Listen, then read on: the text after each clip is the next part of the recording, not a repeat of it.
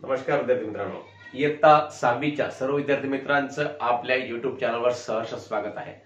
तर मुलांनो, नफा तोटा या प्रकरणातील सराव संच 33 आपल्याला या ठिकाणी सोडवायचा आहे।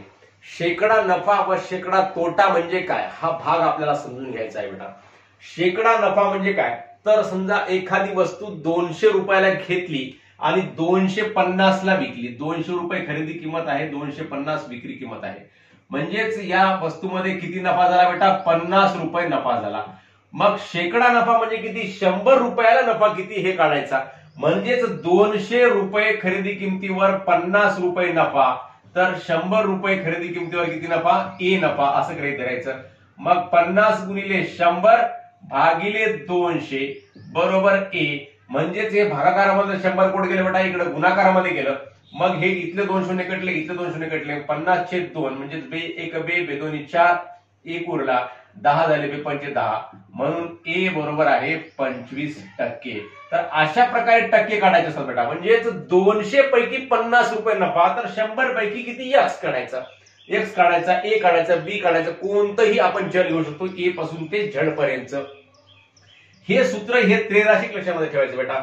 200 रुपये खरेदी किमतीला 50 रुपये नफा, तर 100 रुपये खरेदी किमतीला किती, शेकडा नफा, याच्यामध्येच त्याचा अर्थ आहे शेकडा नफा। पण शेकडा म्हणजे 100 पैकी किती नफा, शेकडा नफा किंवा शेकडा तोटा, हे अशा प्रकारे काढायचं असतं मुलांनो। मग यावर आधारित एखाद्या व्यवहारामध्ये नफा झाला किंवा तोटा झाला हे आपणास कळते। समजा इथं या व्यवहारामध्ये 200 रुपयाला 25% नफा झालेला आहे, आणि समजा इथं 100 एखादी वस्तू 300 रुपयाला घेतली आणि 300 रुपयाला घेतलेली वस्तू 330 रुपयाला विकली। आता याच्यामध्ये 360 रुपयाला विकली, 360 रुपयाला विकली बेटा। म्हणजेच आता इथं बघा 200 रुपयाची वस्तू 250 रुपयाला विकली होती, 300 ची वस्तू 360 ला विकली। आपल्याला वाटतं या व्यवहार जास्त फायदेशीर झाला, परंतु 300 ची वस्तू 360 ला विकली म्हणजे नफा किती झाला, 300 रुपयाला 60 रुपये झाला। मग 100 पैकी किती होईल, मग आता या ठिकाणी 100 पैकी बी समजा। मग आता इथं बी ची किंमत कशी काढायची बेटा, बी बरोबर आहे भागाकाराचं 100 गुणाकारामध्ये गेलं 60 गुणिले 100 भागिले 300 ला भागिले 300, इथं सुद्धा 2 शून्य कटले, मग 60 भागिले 3 केलं तर 3 दोन्ही 6 20, म्हणजेच 20% झालं बेटा। बघितल्याबरोबर वाटतं हे 60 रुपये फायदा झाला, म्हणजे हा व्यवहार जास्त फायदेशीर आहे बाळांनो, परंतु तसं आहे का, नाही। हा व्यवहार किती टक्के फायदेशीर आहे, 20%। तर हा व्यवहार किती टक्के फायदेशीर आहे, 25% आहे बेटा। म्हणजे 25% जास्त का 20% जास्त, तर 25%। म्हणजे कोणत्याही व्यवहाराची तुलना ही टक्केवारीमध्ये करायची, शेकड्यामध्ये करायची, शेकडा नफा शेकडा तोटा काढायचा, आणि त्यावरून कोणता व्यवहार फायदेशीर आहे हे समजून घ्यायचं बेटा। इथं जसा हा व्यवहार आहे 200 ची वस्तू 250 ला विकली, समजा अजयने 200 ची वस्तू 250 ला विकली, तर किती काय झालं, याला 50 रुपये नफा झाला। आणि सुजलनं काय केलं, 300 ची वस्तू 360 ला विकली, म्हणजे याला किती नफा झाला, या ठिकाणी 60 रुपये नफा झाला। 50 पेक्षा 60 रुपये नफा जास्त झालेला आहे या ठिकाणी, म्हणजे हा व्यवहार फायदेशीर आहे असं वाटते, परंतु तसं आहे का, तर तसं नाही। का नाही, तर याचा काय करायचं असते, शेकडा नफा काढायचा असतो, आणि ज्याचा शेकडा नफा जास्त, ज्याचा शेकडा जास्त तो व्यवहार काय फायदेशीर असतो बाळांनो। हे सूत्र लक्षामध्ये ठेवा। या सूत्रावर आधारितच आपल्याला सराव संच 33 सोडवायचा आहे। त्यामधला हा पहिला प्रश्न आपण या ठिकाणी सोडवायला बेटा।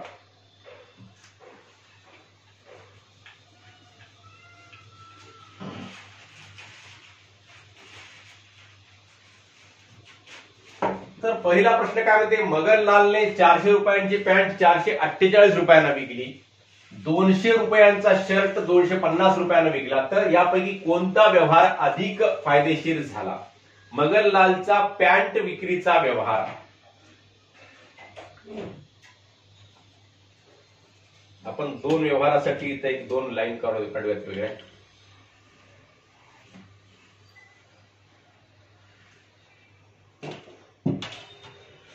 मगनलालचा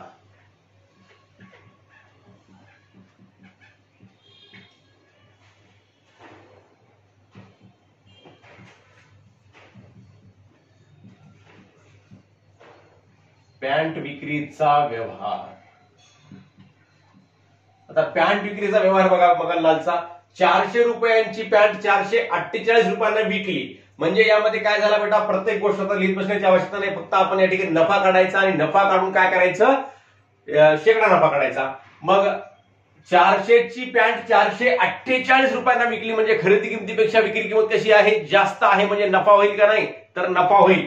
मग नफा लिहायचा, नफा बरोबर आहे, नफा बरोबर सूत्र काय बेटा, विक्री किंमत वजा खरेदी किंमत वजा खरेदी किंमत. मग विक्री किंमत किती आहे, 448 आणि खरेदी किंमत किती आहे, 400 आहे. मग नफा किती झाला मगनलालला, 48 रुपये नफा झाला. मग बेटा 48 रुपये, 400 रुपयांच्या खरेदी किमतीवर 48 रुपये नफा झाला. समजा मग आता आपण काय करायचं, याचा शेकडा नफा काढायचा. समजा मगनलालचा शेकडा नफा, मगनलालचा शेकडा नफा ए, शेकडा नफा ए मानू. मग ए म्हणजे 100 पैकी ए, शेकडा नफा म्हणजे 100 रुपयाला ए रुपये, म्हणून 100 रुपयाला ए रुपया नफा आहे समजा, तर 400 रुपयाला किती आहे, 48 रुपये आहे. हे त्रैराशिक मांडून घ्यायचं, याला त्रैराशिक म्हणतात बेटा. काय म्हणतात, त्रैराशिक. म्हणजे 3 राशी माहित असतात आणि चौथी राशी काढायची असते, चौथं पद काढायचं असते. मग 100 रुपयाला ए रुपये, 400 रुपयाला 48 रुपये, हे दोघांची तुलना कशी आहे, समान आहे. मग आता ए कसं काढायचं, म्हणून ए बरोबर आहे भागाकाराचा 100 काय होतो, गुणाकारामध्ये पलीकडे जातो. 48/100 जशाला तसं राहते, 48/400 जशाला तसं राहते, गुणिले 100 होते बेटा. मग हे 2 शून्य कटले, 2 शून्य कटले. आता 4 ने 48 भागलं तर कितीचा भाग होते बेटा, 4 1 4, 4 2 8, म्हणजेच किती, 12%. ए बरोबर किती आलं, 12%. म्हणून मगनलालला पॅन्ट विकून शेकडा 12% नफा झाला.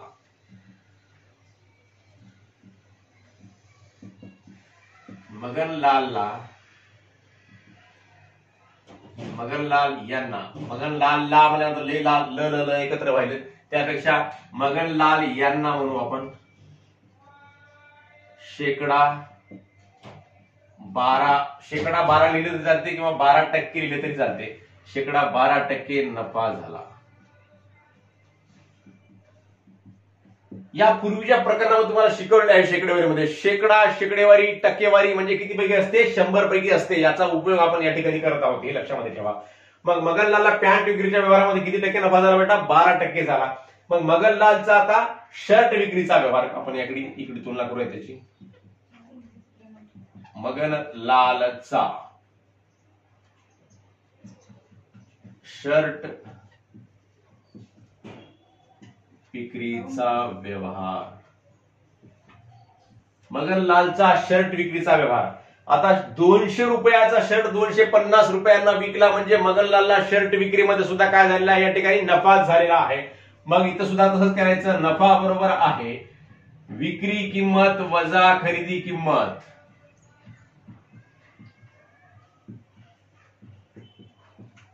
वजा खरेदी किंमत. मग विक्री किंमत किती आहे बेटा, 250 आहे. खरेदी किंमत किती होती, 200 होती, बरोबर. नफा किती झाला, मग 50 रुपये नफा झालेला आहे. मग आता 50 रुपये नफा काढला. समजा मगनलालचा शेकडा नफा, समजा मगनलालचा शेकडा नफा. आता इथं ए मानला आपण, इथे किती मानायचं बेटा, बी मानूयात. बी कोणतंही मानता येते आपल्याला, ए पासून ते झेड पर्यंत कोणतंही अक्षर आपण या ठिकाणी मानू शकतो. मग बी मानायचा. मग आता काय होते बेटा बघा बरं, म्हणून आता 100 पैकी किती नफा झाला, मग बी झाला. 200 पैकी झालेला आहे, 200 रुपयाच्या खरेदी किमतीवर 50 रुपये नफा झाला, म्हणजेच एकूण खरेदी किंमत आहे 200, तर नफा किती आहे 50. मग 100 रुपयाला किती होईल, बी होईल. आता बी ची किंमत कशी काढायची, मग भागाकाराचं 100 कुठं जाते, गुणाकारामध्ये जाते बेटा, गुणिले 100 होते भागाकाराचं. म्हणजे बरोबरीच्या चिन्हाच्या पलीकडे गेल्यानंतर याचं काय होते, क्रिया विरुद्ध क्रिया होते. भागाकाराची गुणाकार होते, बेरीजचं वजाबाकी, वजाबाकीचं बेरीज, भागाकाराचं गुणाकार, गुणाकाराचा भागाकार असं होत असते. आता हे 2 शून्य कटले, हे 2 शून्य कटले, इथं राहिला 2, वर राहिले 50, बे एक बे, बे दोन्ही 4, 5 मधून 4 गेले, 1 उरले, 10 झाले, बे पंचे 10 बेटा, म्हणजेच 25 आले या ठिकाणी. 25% मला वाटल्यास, कारण बी हे काय शेकडा नफा बी मानला. शेकडा नफा म्हणल्यानंतर शेकडा म्हणजे किती पैकी असते? 100 पैकी असते. म्हणून मगनलालचा शेकडा किती नफा झाला? मगनलाल यांना शेकडा 25% नफा झाला. मग प्रश्न काय विचारला बेटा आपल्याला? तर यापैकी कोणता व्यवहार अधिक फायदेशीर झाला? 48 रुपये या ठिकाणी नफा झाला होता आणि या ठिकाणी 50 रुपये नफा झाला होता, परंतु यामध्ये आपण शेकडा नफा काढला. शेकडा नफा इथं 25% झाला, इथं 50 रुपये नफा झाला, परंतु शेकडा नफा किती झाला? 25% झाला. आणि इथं शेकडा नफा किती झाला? 12% झालेला आहे. मग कोणता शेकडा नफा जास्त आहे? तर हा शर्टच्या व्यवहारामध्ये शेकडा नफा जास्त आहे. म्हणून मगनलाल यांना शर्ट विक्रीचा व्यवहार अधिक फायदेशीर झाला. म्हणून मगनलाल यांचा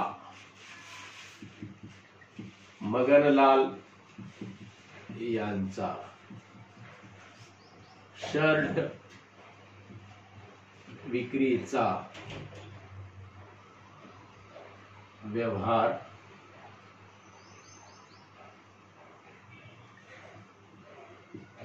अधिक फायदेशीर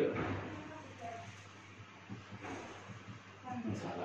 अशा प्रकारे हे आपण उदाहरण बघितलेलं आहे बेटा. अतिशय सोपं उदाहरण आहे, आपल्या सर्वांना सुद्धा अशा प्रकारचे उदाहरण करता येतील. तर आपण लगेच पुढचा प्रश्न करूया. तर मुलांनो, दुसरा प्रश्न आहे या सराव संचामधला. रामरावने 4500 रुपयांस खरेदी केलेले कपाट 4950 रुपयास विकले, तर श्यामरावने 3500 रुपयास खरेदी केलेले शिलाई यंत्र 3920 रुपयास विकले, तर यापैकी कोणाचा व्यवहार अधिक फायदेशीर झाला? तर बेटा, रामरावनं 4500 रुपयांना कपाट घेतलं होतं आणि 4950 रुपयांना विकलेलं आहे. म्हणजेच आपल्याला बघितल्याबरोबर कळते की रामरावला या व्यवहारामध्ये काय झाला बेटा? नफा झाला. कारण खरेदी किमतीपेक्षा विक्री किंमत कशी आहे? जास्त आहे. खरेदी किमतीपेक्षा विक्री किंमत जास्त असली म्हणजे नफा होते बेटा. म्हणजेच नफा कसा काढतो मग आपण? विक्री किंमत वजा खरेदी किंमत. मग रामरावचा व्यवहार आपण या ठिकाणी लिहिलेला आहे. मग रामरावचा व्यवहार आपण काढायचा, नफा काढायचा आणि शेकडा नफा काढायचा दोघांचाही. मग शेकडा नफा दोघांचाही काढून ज्यांचा शेकडा नफा जास्त, रामरावचा शेकडा नफा जास्त असला तर रामरावचा व्यवहार फायदेशीर, श्यामरावचा शेकडा नफा जास्त असला तर श्यामरावचा व्यवहार फायदेशीर असतो बेटा. मग रामरावच्या व्यवहारामध्ये नफा बरोबर आहे विक्री किंमत वजा खरेदी किंमत. विक्री किंमत वजा खरेदी किंमत. मग विक्री किंमत किती आहे बाळांनो?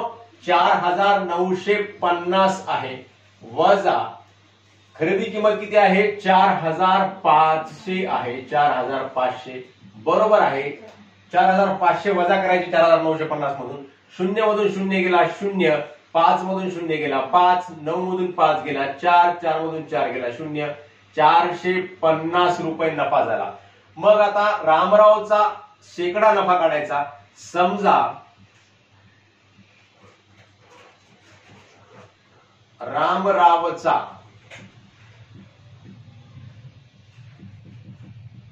शेकडा नफा x मानू. काय म्हणायचा?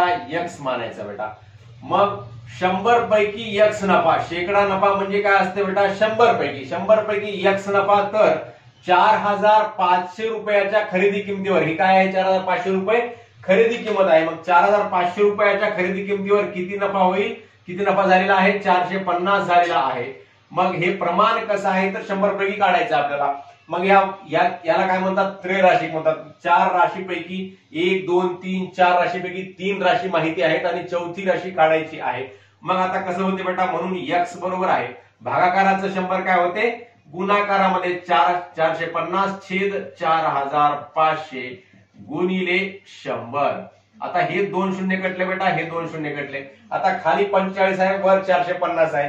45 आणि 45 सारखंच आहे. मग 45 45 आणि 45 एक 45 आणि पुढचं शून्यला शून्य, बरोबर आहे किती आला बेटा 10%. मग रामरावचा शेकडा नफा बरोबर आहे किती मग आता 10%. म्हणून रामरावचा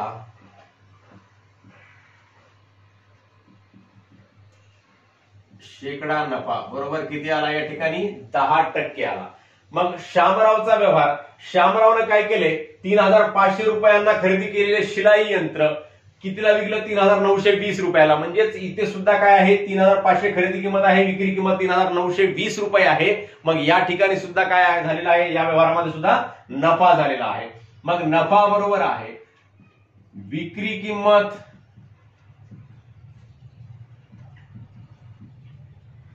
वजा खरेदी किंमत. हे सूत्र पक्क लक्षामध्ये ठेवा बेटा. एकच सूत्र नफा बरोबर, याच्यावरूनच आपल्याला तोटा सूत्र काढायचं. तोट्याचं उलट करून टाकायचं. तोटा बरोबर खरेदी किंमत वजा विक्री किंमत, नफा बरोबर विक्री किंमत वजा खरेदी किंमत. 10 रुपयाची वस्तू 15ला विकली, नफा किती झाला 5 रुपये. कसं काढलं, विकलेल्या किमतीतून घेतलेली किंमत वजा केली, म्हणजे 15 मधून 10 काढले तर 5 रुपये शिल्लक. म्हणजेच विक्री किंमत वजा खरेदी किंमत असं लक्षामध्ये ठेवा. कसंही लक्षात ठेवा, पण हेच सूत्र लक्षामध्ये ठेवा जेणेकरून तुम्हाला म्हणजे कन्फ्युजन होणार नाही, गोंधळ होणार नाही. मग आता नफा बरोबर विक्री किंमत वजा खरेदी किंमत केली. विक्री किंमत किती आहे बेटा 3920 आहे. 3920 वजा 3500 बरोबर आहे नफा किती झाला या ठिकाणी. मग आता 0 मधून 0 गेला 0, 2 मधून 0 गेला 2, 9 मधून 5 गेला 4 आणि 3 मधून 3 गेला 0, 420 रुपये. समजा आता 420 रुपये नफा झाला बाबा, आणि याला किती झाला नफा 450 झाला. परंतु शेकडा नफा कोणाचा जास्त झाला हे काढावं लागते आणि त्यावरून तुलना करता येते की कोणता व्यवहार जास्त फायदेशीर झाला. मग समजा श्यामरावचा शेकडा नफा बी एक्स मानले तिथे, इथं आपण वाय मानू. म्हणून 100 पैकी मग शेकडा नफा किती मानला आपण वाय मानलेला आहे. 100 पैकी वाय 3500 पैकी किती झाला नफा 420. 3500 रुपयाच्या खरेदी किमतीला 420 नफा झालेला आहे. तर 100 रुपयाला किती झाला वाय झाला. म्हणून वाय बरोबर आहे 420 छेद 3500, जशाला तसं इकडचं, आणि भागाकाराचं 100 काय झालं इकडं गुणाकारामध्ये आला बेटा. भागाकाराचं 100 गुणिले 100, 2 2 0 कटले. आता इथं राहिलं 35, वर राहिलं 420. 35 आणि 420 मध्ये इथं 42 आहे बेटा. हे दोन्ही संख्या कोणत्या पाड्यामध्ये येतात तर 7च्याही पाड्यामध्ये येतात आणि 5च्या येतात. 5ची कसोटी अगोदर लावूयात. 5 7 35. मग इथे किती होतात 5 8 40, 2 उरले 5 चोक 20, 84 छेद 7, 84 छेद 7. आता 84 ला 7 न परत भाग जातो बेटा.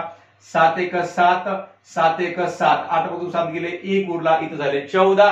7 1 7, 7 दोन्ही 14, म्हणजेच किती टक्के झालं बेटा 12%. म्हणून श्यामरावचा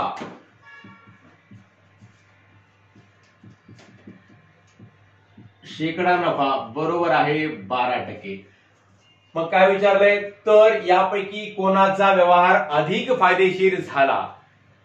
म्हणून कोणाचा व्यवहार फायदेशीर झाला, रामरावचा झाला 10% आणि श्यामरावचा झाला 12%. मग कोणाचा जास्त फायदेशीर झाला तर श्यामरावचा व्यवहार जास्त फायदेशीर झाला. श्यामरावला नफा आपल्याला कमी दिसत असेल 420 दिसत असेल आणि इथं 450 दिसत असेल, परंतु 100 रुपयाच्या गुंतवणुकीवर जो नफा काढला म्हणजे शेकडा नफा जर काढला तर तो श्यामरावचा जास्त आहे. म्हणून श्यामरावचा व्यवहार जास्त फायदेशीर झाला. म्हणून श्यामरावचा व्यवहार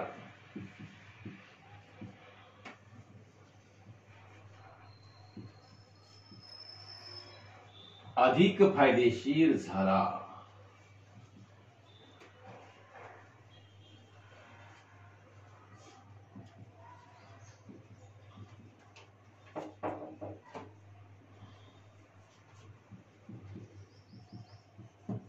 तर अशा प्रकारे हा दुसरा प्रश्न सोडवलाय बेटा. लगेच आपण तिसरा प्रश्न सोडूया.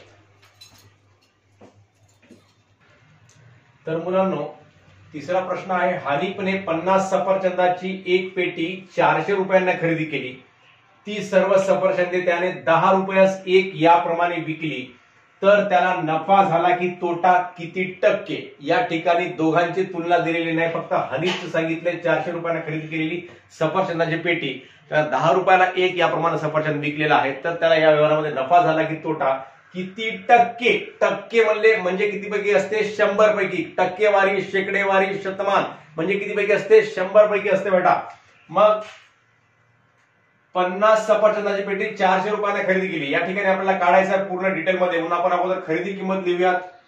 खरेदी किंमत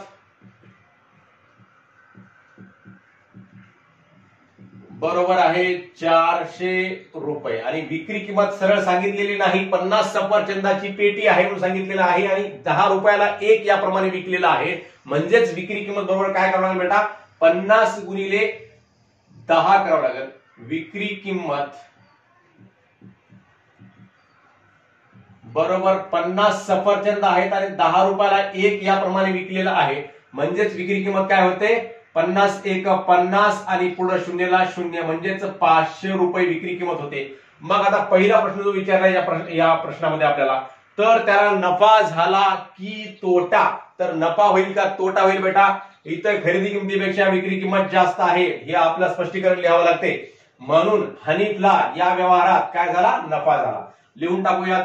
येथे खरेदी किमतीपेक्षा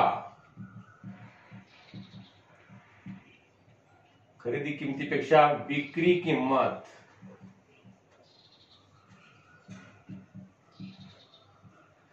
किंमत कशी आहे? जास्त आहे.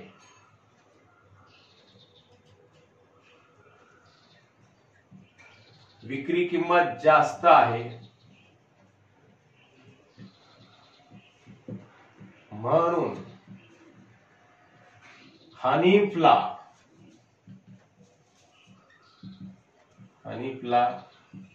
या व्यवहारात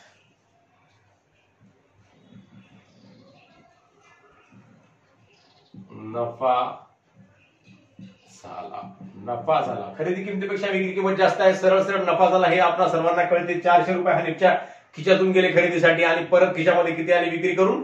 500 आले, म्हणजे 100 काय झाले? जास्त आले. मग आता नफा काढण्यासाठी आपण सूत्र लिहूयात. नफा बरोबर आहे विक्री किंमत. अगोदर नफा काढायचा बेटा आणि नफा काढून नंतर आपल्याला शेकडा नफा काढावा लागतो. विक्री किंमत वजा खरेदी किंमत. विक्री किंमत किती आहे बेटा? 500 आहे आणि खरेदी किंमत किती आहे? 400 आहे, म्हणजेच 500 वजा 400. मग नफा किती होईल बेटा? 500 मधून 400 गेले सरळ सरळ तोंडीच आहे 100 रुपये.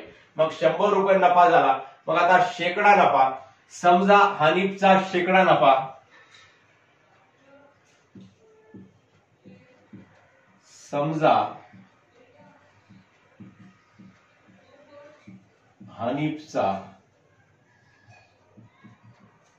शेकडा नफा ए मानू.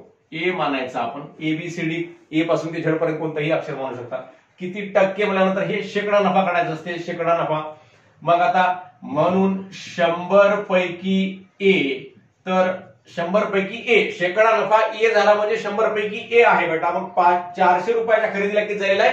100 रुपये झालेला आहे. मग 400 पैकी 100 झाला, तर 100 पैकी किती आता आपण या ठिकाणी या 1300च्या मदतीने आपण काढू शकतो. म्हणून ए बरोबर आहे 100/400 गुणिले भागाकाराचं 100 इकडे गुणाकारामध्ये गेलं बेटा, गुणिले 100. मग हे 2 शून्य कटले, हे 2 शून्य कटले. 100 भागिले 4, 4 न 100 ला भागायचं. 4 1 4, 4 2 8. मग 10 मधून 8 गेले, 2 उरले बेटा. या ठिकाणी 20 झाले. मग 4 पंचे 20 बरोबर आहे 25 झाला बाळांनो, 25%. म्हणून हनीफला किती टक्के नफा झाला? हनीफला 25% नफा झाला. या ठिकाणी किती टक्के झाला? 25% नफा झाला. हनीफला 25% नफा झाला. अशा प्रकारे हे तिसरा प्रश्न सोडवलेला आहे व सराव संच 33 या ठिकाणी पूर्ण केलेला आहे बेटा. आपणा सर्वांना हा व्हिडिओ आवडल्यास नक्की आपल्या मित्रांना शेअर करा व व्हिडिओवर लाईक्स व कमेंट सुद्धा अवश्य करा बाळांनो. तुमच्या लाईक्स व कमेंट्समुळे निश्चितपणे आम्हाला नवीन व्हिडिओ तयार करण्यासाठी एक खूप चांगल्या प्रकारची ऊर्जा मिळत असते, शक्ती मिळत असते आणि आपल्या शक्तीच्या बळावर, आपल्या पाठिंब्याच्या बळावर आम्ही नवीन व्हिडिओ तयार करून तुम्हा सर्व विद्यार्थी मित्रांपर्यंत पोहोचवत असतो मित्रांनो. म्हणून आपले लाईक्स व कमेंट्स खूप आवश्यक आहेत. तर पुन्हा भेटूयात नवीन एका व्हिडिओसह. धन्यवाद.